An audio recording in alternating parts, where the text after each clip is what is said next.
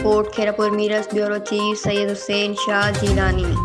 MNA Pir Syed फजल अली शाह जीलानी कोट कायम शाह पहुंची करे पाकिस्तान पीपल्स पार्टी जी बुनियादी वर्कर कामरेड शेदाई जोगी सां संदस घरवारी ऐं उस्ताद फिदा हुसैन जोगी जी भेण पीपल्स यूथ विंग तालका मीरवा जे सदर उशाक अली जोगी सां अमर जी वफ़ात ते ताज़ियत कई ऐं पाकिस्तान पीपल्स पार्टी कारकुन यूथ विंग तालका मीरवा जे deputy information secretary Abid Hussain Jogi सां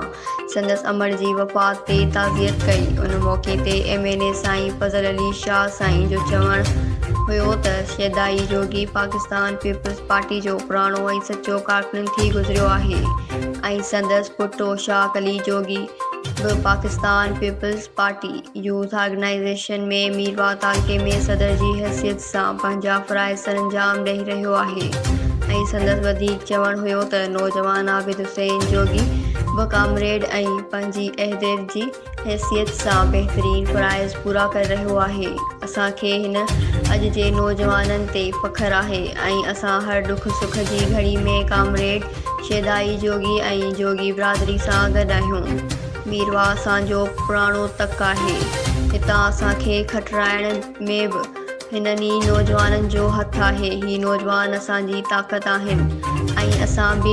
हिननि नौजवाननि सां हर वक़्तु हर दुख सुख जी घड़ीअ में गॾु आहियूं ऐं रहंदासीं।